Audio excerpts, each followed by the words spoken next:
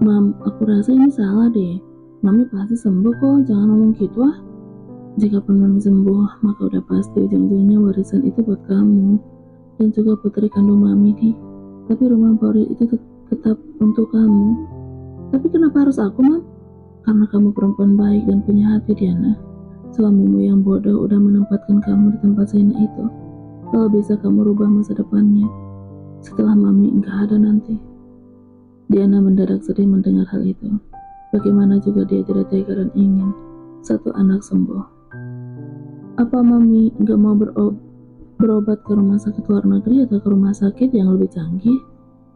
Fasilitasnya lagi? Ngapain buang-buang duit? Wah, Mami nggak mungkin sembuh. Mami sudah menghabiskan uang banyak untuk semua penyakit yang ada dalam tubuh Mami ini. Mami udah capek. Pak Faisal, tolong bacakan aset-aset apa aja yang nanti akan menjadi milik Diana dan putri kandungku itu, agar tidak ada salah paham nantinya. Ujar Ivanka lagi dengan suara lemah.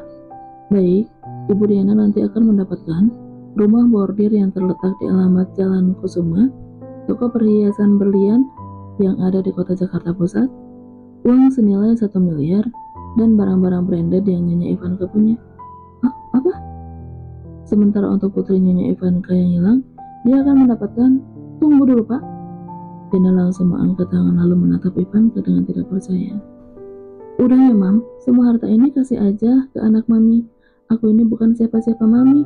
Nanti Mami nyesel. Kalau untuk rumah bordir itu sih nggak apa-apa, aku bakal bantu kelola. Tapi kalau yang lain aku jadi nggak enak. Diana menatap Ivanka penuh keyakinan. Dia memang ingin menjadi Mami di rumah bordir itu, tetapi bukan berarti harus menerima warisan Ivanka yang lainnya. Dia merasa hal itu terlalu berlebihan. Enggak, Dik, kamu juga berhak. Sebenarnya anak Mami bukan hilang, tapi dibawa oleh ayah kandung dan selingkuhannya. Sekarang mungkin anak Mami udah sebesar kamu, atau lebih muda sedikit. Mami gak pernah lagi ketemu dia, semenjak mantan suami Mami berselingkuh dengan perempuan itu. Di, kamu berhak mendapatkan warisan Mami, karena kamu yang akan mencarinya. Mami minta tolong ya, Mami percaya kamu orang baik. Tapi Mi, sudahlah, kamu jangan ngebantah lagi.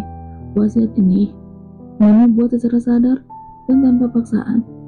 Jujur saja, jika Mami lihat wajah kamu, Mami suka ingin sama anak Mami yang hilang. Namanya Alina. Ivanka menatap Diana dengan sendu.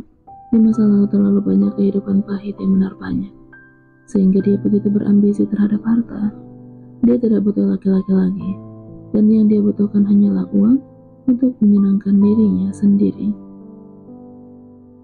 Dahulu, Ivanka seorang perempuan biasa yang setia pada suami dan mengabdikan dirinya mengurus anak. Tidak berambisi kepada kekayaan. Dia memang memiliki harta warisan orang tuanya. Namun setelah suaminya berselingkuh dengan perempuan lain, sejak saat itulah dia menjadi sangat arogan terhadap harta. Suami Ivanka berselingkuh dengan wanita yang lebih kaya darinya dan dijadikan banyak hal. Maka dari itu Ivanka bertekad untuk membuktikan jika dirinya pun tidak bisa dianggap remeh. Berbagai bisnis dia jalani untuk memperkaya diri, hingga sekarang uangnya tidak berseri. Mami suka memperlakukanmu berbeda dengan anak-anak lainnya karena itu. Mami kayak udah sayang banget sama kamu. Apalagi melihat nasibmu yang malang itu, Mami makin sayang dan kasihan. Dengan harta warisan dari Mami, kamu harus buktikan sama mantan suami kamu itu kalau kamu juga bisa sukses. Balaslah rasa sakitmu dengan harta itu ya. Mami udah tanda tangani dan suratnya sedang dalam proses. Untuk sementara ini, jangan ada siapapun yang tahu termasuk Bima. Diana tahu pasti Bima tidak akan senang jika dia jadi penguasa di rumah bordir itu. Mi, gimana kalau Bima juga mau jadi penguasa di rumah bordir Mami? Ya, dia pasti mau. Tapi setelah surat ini sah di mata hukum, maka dia tidak bisa berbuat apa-apa. Kamu tenang aja ya, Di. Dua orang lelaki yang berprofesi sebagai pengacara dan notaris itu telah pergi. Diana kembali merenung di depan ruangan Ivanka. Tuhan, apa maksud semua ini? Kok aku merasa tiba-tiba udah ketiban duit dari langit? Apa ini benar nyata? Diana mencubit lengannya dan memang merasakan sakit. Itu artinya dia tidak bermimpi. Ya Tuhan, aku jadi bingung harus aku apakan uang itu. Urusanku mencari si aja belum selesai, malah disuruh nyari anak orang. Duh, gimana ini? Malam ini Diana pamit pulang ke rumah Porir untuk mengganti pakaiannya. Setelah selesai, dia langsung ke ruangan bawah melihat keadaan Bagas. Beruntung pria itu masih terikat di sana. Hei Diana, lepaskan aku! Teriak Bagas. Perutnya terasa lapar karena seharian ini tidak ada yang memberinya makanan atau minuman. Semua orang tidak peduli padanya karena dia bukan tahanan Ivanka. Diana hanya berdiri menatap lelaki yang sedang berontak itu. Entah sampai kapan dendam di hatinya terhadap Bagas akan hilang. Kau mau makan? Tanya Diana sambil berjalan santai. Kau gila? Apa kau ini bukan manusia? Keluarkan aku dari sini. Bukankah kau sudah tahu di mana saya berada? Diana menyunggingkan serat bibirnya. Sangat puas melihat Bagas begitu tersiksa. Teringat bagaimana dulu dia yang tersiksa hidup bersamanya. Dan hal itu membuat Diana enggan melepaskan Bagas sampai lelaki itu mati secara perlahan dan penuh kesakitan. Jangan pernah berteriak lagi atau energimu akan habis. Semua ini gak seberapa dibandingkan dengan penderitaanku. Bagas, kau jual tubuhku dengan harga murah. Kau biarkan aku disiksa, disentuh oleh banyak laki-laki. Kamu pikir hal itu tidak menyiksaku?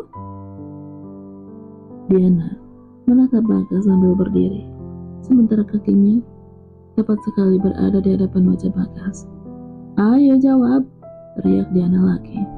Diana, kau tahu kan keadaan rumah tangga kita dulu seperti apa? Aku melakukan itu demi rumah tangga kita. Kau juga tahu hal itu kan? Bukan meredam dendam di hatinya, makin menyala-nyala. Bahkan dalam kondisi tidak berdaya pun Bagas masih tetap membela dirinya, mengatakan jika dirinya tidak bersalah. Berhenti membela dirimu sendiri. Kau memang setan ya? Sedikit pun gak merasa bersalah. Sudah menjual tubuhku, ah? Diana menendang jeruji yang mirip dengan peti orang meninggal itu. Itu kan demi bayar hutang kita, Diana. Hutang bekas kamu melahirkan dulu. Kenapa malah nyalahin aku? Api di dada Diana makin berkobar. Dia bertekad sedetik pun tidak akan melepaskan Bagas. Sampai mati pria itu akan tetap berada di sini. Apa? Demi hutang? Yakin itu demi hutang, ah? Bukan demi perutmu dan ambisimu yang ingin memiliki usaha itu? Kau pikir aku tidak tahu apa niat busuk dalam hatimu? Jangan banyak bicara, cepat keluarkan aku dari sini ke barat. Teriak Bagas sampai air rodanya muncrat kemana-mana. Tubuhnya ada pegal-pegal dan kesakitan karena tidak bisa merubah posisi tubuh selain berbaring dalam keadaan terlentang dan miring. Dengar ya Bagas setan, anak iblis, aku bersumpah sampai kau mati akan tetap berada di tempat ini. Kau harus membayar semua kehancuran yang terjadi dalam hidupku. Kalau bukan gara-gara kamu, aku tidak mungkin hidup sehina ini sekarang. Nikmatilah hukuman dariku. Diana tersenyum sinis. Dasar Diana bodoh. Kau bilang gara-gara aku? Kau punya otak kan? Ya kenapa sekarang gak berhenti dan keluar dari tempat ini saja? Bukankah uangmu itu udah banyak? Oh, atau jangan-jangan kau mulai menyukai profesi barumu itu? Ya? Bagas benar-benar sedang meledeknya, membuat kaki Diana menendang petik tersebut hingga terguncang hebat. Kamu itu sok suci, sok terzalimi, padahal menikmati, sambung Bagas. Sekali lagi kau bicara merendahkanku, maka aku akan merobek mulutmu itu dan membiarkan lukanya sampai infeksi. Tegas Diana sambil berjongkok. Dasar manusia tolong, sedikit pun tidak merasa bersalah. Semoga kau mati membusuk di sini. Diana segera bangun dan berlalu pergi. Tunggu, aku mau makan, teriak Bagas. Lalu Diana pun kembali menoleh. Kau akan aku beri makanan 2 hari sekali, jadi kau bisa makan besok pagi, mengerti? Diana tersenyum sinis. Dasar pelacur gila, aku sumpahin kau terkena penyakit kelamin, teriak Bagas, dan hal itu membuat Diana emosi kembali. Dan gua juga sumpahin supaya lo digerogoti belatung, balas Diana. Diana, please kalau mau kurung aku jangan begini. Aku mau kencing dan BAB dari semalam. Biarkan aku ke kamar mandi ya. Tiba-tiba wajah Bagas berubah memelas, dan hal itu cukup membuat Diana menggelitik. Dasar Bagas tolong. Tadi menghina aku, sekarang malah minta tolong kepadaku. Apakah kau tidak punya malu? Diana, aku kebelet dari semalam. Aku mohon izinkan aku ke kamar mandi. Enggak bisa. Kencing dan BAB aja di situ. Kalau kotorannya kau makan lagi, kau makan aja. Kau kan lapar. Jawab Diana sambil tertawa lebar. Dasar Diana sialan. Brengsek. Semoga aja kau cepat mati. Teriak Bagas. Tapi Diana udah tidak peduli lagi. Dia berpikir melayani laki-laki itu sama saja melayani orang gila. Ini akan membuat dia semakin stres dan banyak pikiran. Lalu Diana pun menemui Bima. Ini duit buatmu. Kau awasi tahananku di dalam sana. Jangan sampai dia kabur atau melakukan sesuatu. Kata Diana sambil menyerahkan beberapa lembar uang. Tentu saja mata Bima langsung hijau. Oke, perintah siap dilaksanakan. Dan satu lagi, jangan berikan dia makan dan minum sampai besok pagi. Waduh, serius amat sih. Dia bahkan lebih sadis menjual istrinya sendiri pada mucikari. Mana ada suami kayak begitu di muka bumi ini. Cuma dia yang sanggup melakukannya. Jadi, nggak ada ya kasihan-kasihan. Kalau kamu nolong dia, maka balikin semua duit yang udah aku kasih. Iya, nggak bakalan deh aku kasihani. Ngomong-ngomong gimana keadaan mami? Udah mati dia? Tanya Bima. Belum lah, masih hidup. Gantian dong kamu yang jaga. Kamu kan kaki tangan dia. Masa aku terus? Ogah, mending gua di sini. Giliran duitnya aja mau. Emang dia siapa? Ibu gua juga bukan. Ya terserah lah. Diana pun kembali menemui Kelly yang ternyata sedang istirahat di kamar. Karena Ivanka tidak ada, banyak perempuan yang tidak melayani klien malam ini. Mereka menikmati momen ini untuk bermalas-malasan. Udah pulang, Dik? Gimana Mami? Dia nggak pulang malam ini kan? Tanya Kelly. Kayaknya enggak deh. Penyakitnya parah. Besok hasil ronsen dan tes darah keluar. Kita lihat aja hasilnya. Oh gitu. Jawab Kelly santai sambil memainkan ponselnya. Kalian ada yang mau ke sana nggak? Mami nggak ada yang nunggu loh. Ujar Diana. Alah, dia juga pasti ngerti kok. Kita ini sibuk kerja ya, mana bisa ke sana. Emang di antara kalian nggak ada yang tahu saudara dekat Mami ya? Gimana kita tahu? Mami itu bukan asli orang sini. Rumahnya kan di Jakarta. Ya udah deh, aku berangkat dulu. Iya sana, kasihan kan? Dia sendirian. Ntar mati nggak ada yang tahu lagi. Dia hanya menghela napas. Dia mengerti apa yang dirasakan teman-temannya.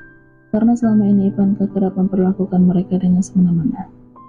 Bim, jangan lupa ya, jaga binatang itu. Jangan sampai dikasih makan sampai besok pagi. Ujar Diana ketika bertemu Bima di depan pintu. Siap. Lu mau ke rumah sakit lagi? Iya.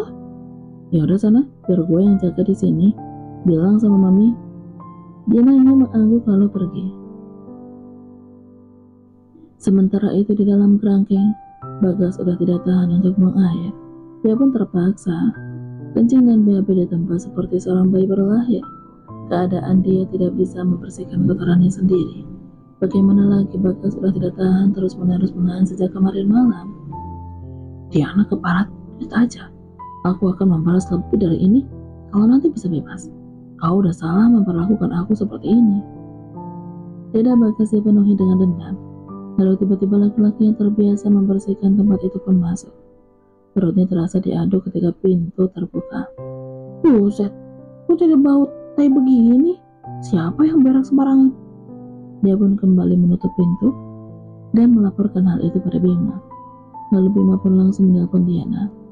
Halo Bim, laki lo yang di gudang itu berak di celana, mana bau banget lagi.